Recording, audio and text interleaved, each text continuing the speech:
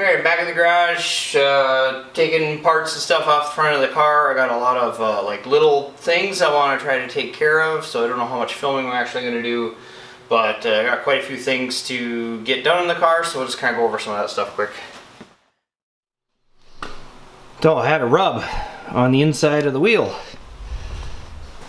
It was rubbing against the bolt for the sway bar, torsion bar arm.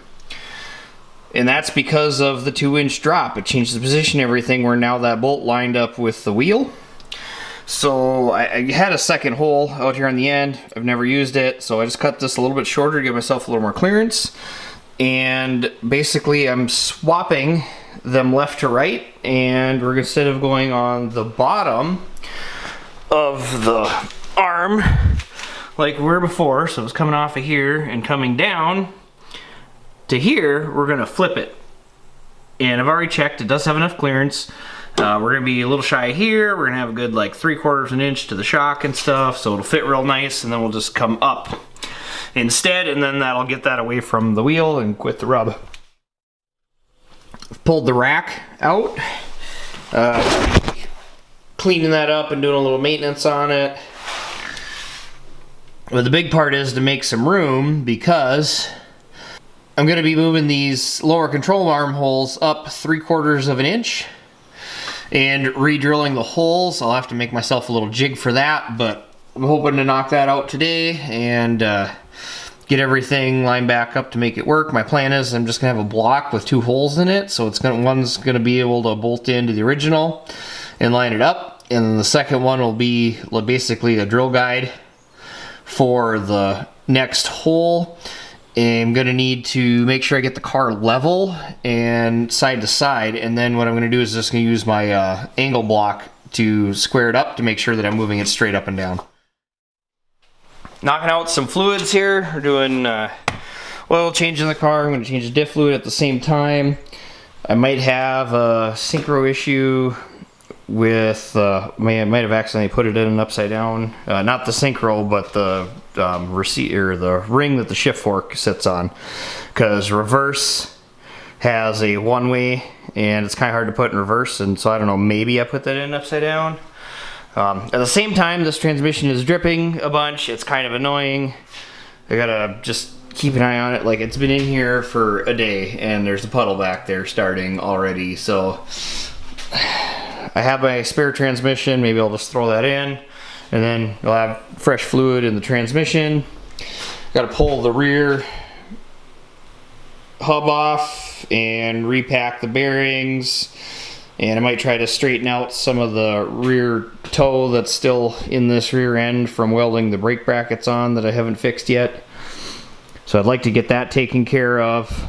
I also developed a lean misfire when I was up at Black River Motorsports Park last weekend.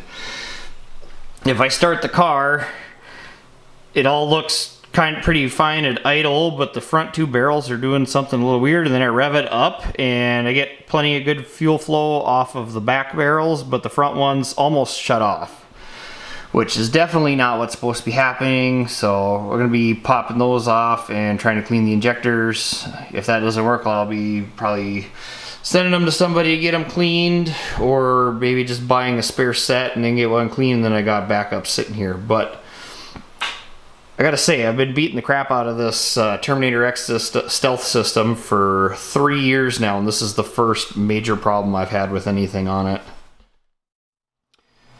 And we also have a few other things to go through. I got some wear in the tie rod ends on the front of the car. I think they're 4 years old, so like there's a little bit of slop in those, so we'll swap them out and take away that. They're on the rack. I also have a little bit of wiggle between this housing. And as far as I can tell, that's normal, but man, does it make for a little bit of slop in the steering. So I'm going to be cleaning this up, taking it apart, and then maybe I can shim the bottom to snug this up. I don't know if it's supposed to have a little wiggle into it, just so nothing binds, but I got enough other stuff going on in the steering shaft that it shouldn't be an issue anyway. So I might try to tighten this up just to see. I don't know, it's kind of a complicated steering system I got in here to make it all fit around the headers and such. It's just trying to make every little bit better that I can. I also still haven't put these new calipers and rotors on. I did get some DCT-60 pads to throw back in, since it looks like I'm going to be doing a lot more autocross and big track stuff. So I want to get a little bit of that front end brake performance back. So we'll switch back over to the DCT-60s from the ER1s. Swap everything out. I've got new fluid. I'm going to flush out the whole system because the stuff that's in there is pretty cooked from last season. We did quite a lot of racing, and it's just good to get that stuff swapped out now.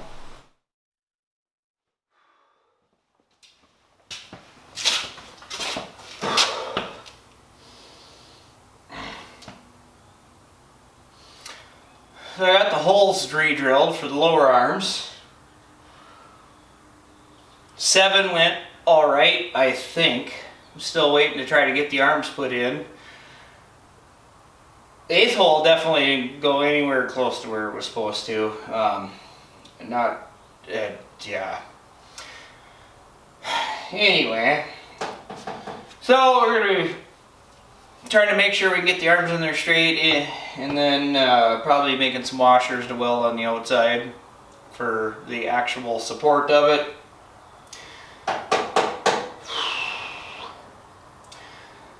Thought I had enough room into the crossmember tubes, but apparently not, because I couldn't get the bolt by about 1/8 inch on the front on this side, which is the first one I was trying to put in. So I've had the torch out, heating it up, and a ball peen hammer, hitting it with a sledgehammer underneath the car as much as I can.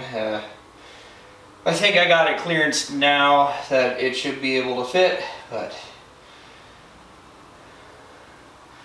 it's a lot of work.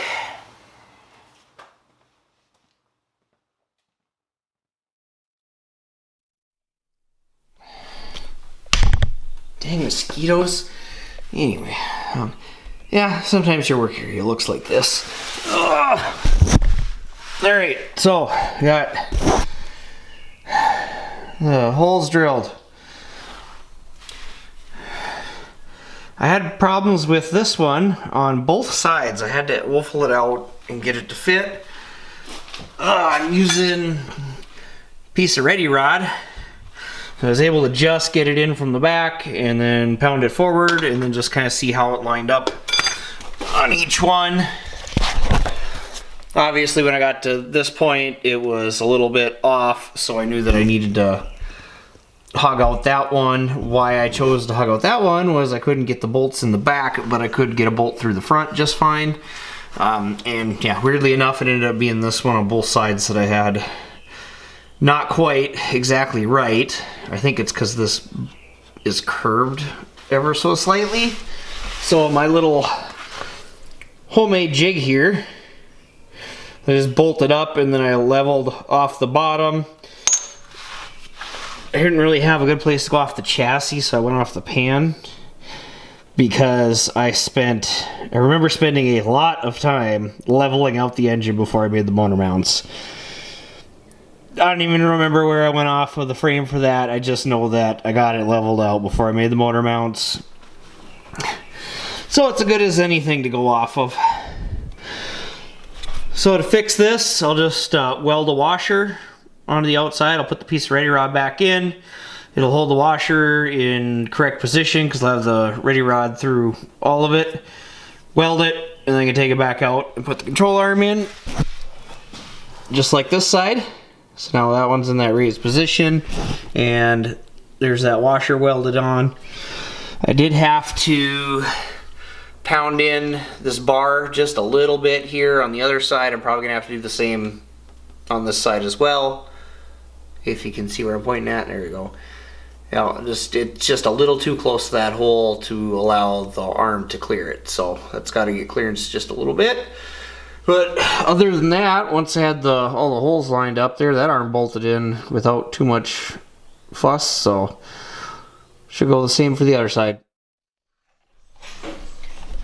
Alright, I've got my rack put back in. I did find that this was just some bolts loose on the inside, so there's all the slops gone out of the steering up there, so that's nice. But I wanted to show what this raising these bolt holes up on the chassis is doing, because it's putting those tie rods, which are going to be right here, almost be able to be dead in line with that lower pivot, which should take care of the bump steer issues that changed after I swapped the outside with the spindle, because to put it into a little different curve, and where it was before, you can see it was kind of lined right up with this hole. I really didn't think it through all the way at that point in time. I was just saying, oh yeah, line it up. But then I was stuck being either above or below. I ended up going above, and it just kind of worked out with how it was before. I was able to get a pretty good bump steer, but then changing this spindle, that kind of threw everything off. So by moving this up, we're going to be raising our roll center, but we'll also be making our bump steer hopefully a lot better by getting those in line. Alright, several days later, obviously I got the car back together, so I was able to sort out my bump steer and alignment and all that stuff from what I was doing. As long as I had it apart, I put a softer torsion bar, sway bar in the front end, because it's kind of, we're working towards that less natural body roll, so everything else doesn't have to be as stiff. Took the bowl off and then the two injectors right in there. There was a little bit of debris in there, cleaned it all out, put it back together. It got noticeably better, but still sucked. So I thought maybe just the injectors were bad. I took it back apart, started putting new injectors in, and this wire completely broke off of this injector. Oh, now it's, well, shit. And these are, I don't know why Holly cheaped out on this stuff, but they're just a stupid little rubber connector. Meanwhile, every other EFI system in existence uses a proper click, snap-on, quality freaking injector end piece, whatever you want to call it, connector. So I'm just frustrated this right now. So I'm trying to get that stuff like overnight here tomorrow. Otherwise, there's some at the parts store, but they're like freaking more expensive for one than it is to order 8. So hopefully get some here. I mean, either I can, I don't know, even look at this. Like the wires weren't even the same length, like right off the bat. So obviously it was pulling on something. So if I can cut these shorter and just put a connector on there to not have any splices, and it works awesome. Probably, I'm suspect of this one also, so I might just do both. This is really frustrating for something that should have just been cleaning injectors, and now it's turned into this whole fiasco and spending money that maybe I didn't need to spend, but here we are.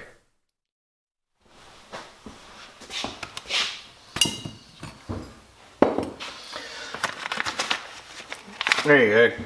2 different sets of cheap connectors. I say cheap connectors, yet they're miles and miles better.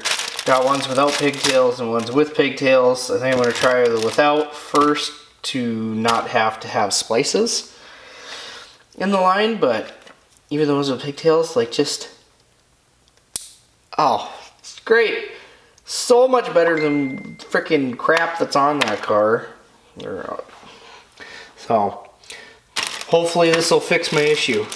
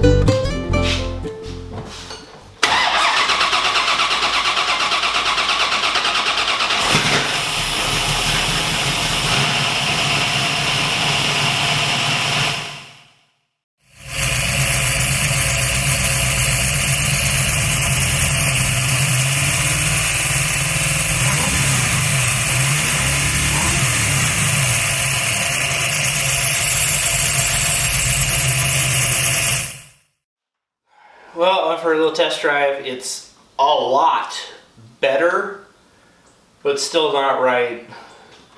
Based on the video that you saw there, it looks like the front two barrels are still having an issue. Which, based on the test drive, that's probably where it's at, because during throttle closing and tip-in is when it's got issues. So, I'm just trying to think of what else there is to try to clean on here, or where I might have an issue. I really hope there's not another, I mean, if there's another bad spot in the wire somewhere. I don't have time to strip the whole wire out of the harness and repin it, but it might be something I have to do to try to figure this out. But I don't know, otherwise, I don't know, my backup plan, since I'm trying to go racing tomorrow, is going to be, I'm going to check the tune. Hopefully I can see the individual injector pulse widths there and make sure there's not something funky going on in the ECU as far as what it's commanding. Otherwise I might just grab my whole target air-fuel ratio and richen it up, and then I might still have a couple of cylinders that are getting a little leaner, but at least I can be on the fat side and be safer. I also have room to the cowl hood. I might throw more spacer on top of this intake just to try to give it more space to mix everything up a little bit better and even out the cylinders more. Like, it's running better than it was a few weeks ago, but it's still got issues. Well, I pulled my tune file. I was able to pull up each individual injector. They were all being commanded to do the same thing. But I went and cleared out my learn map just to zero it out to be sure, and then resaved it, and then re-uploaded that. And I did make a half-point target richer map and save that. However, with just loading up the fresh one, and it started again, and it still looked a little weird, so I kind of took the pick and I was just kind of poking at some of the holes down there, and I don't know, then I was revving it up more, and it seems to be working properly now. So, I mean, it was getting better as I drove it before, so hopefully maybe you just had to work something out of it. But at least it seems like once I get the barrels open far enough, I can really see the fuel streams coming out of the holes there. It looks nice and even around the front of the two front barrels, especially at the front with the leading edge of the throttle blade. And I know for sure it wasn't doing that before. So something has changed, hopefully for the better. Either way, I feel like it's running well enough to at least autocross and stuff. We'll see how it goes this weekend. Well, that fuel fix didn't pan out. I got the car loaded up, went to Brainerd to start the event, did 2 autocross runs, and then it started cropping back up as a problem where it was coughing and spitting all over itself. The fueling just wasn't where it needed to be. And then on the 4th autocross run, I blew second gear out of the transmission. So that was kind of my weekend done, which sucked because, I mean, it barely started. After getting it back home, I started going through the fuel some more, trying to figure that out. I swapped in my spare transmission. And what I found with the fuel is that the secondaries, the way that stealth system is set up, the primaries and the secondaries are supposed to open at the same time together. And I think what the biggest thing was I was putting fuel in both, or it was putting fuel in both, and the secondaries weren't opening right away. And I don't know if that's wear in the linkage.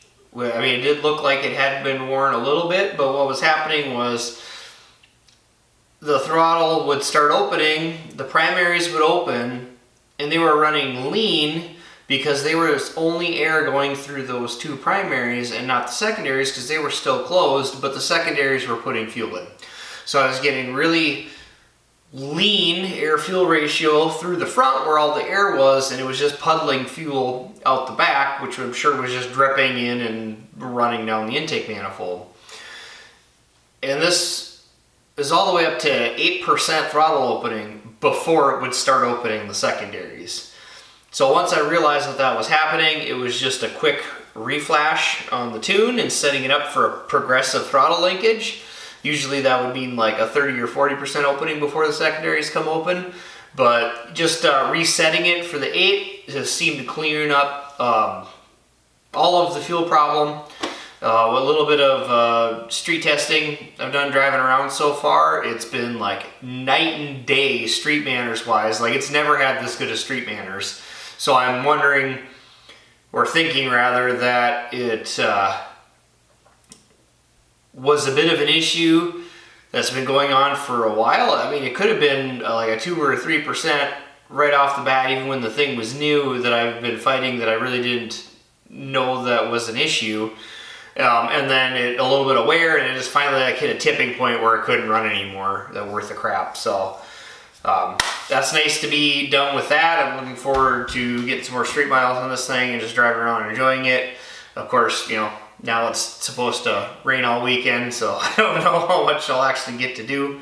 But here's a little video clip of what it looks like after the fact compared to before.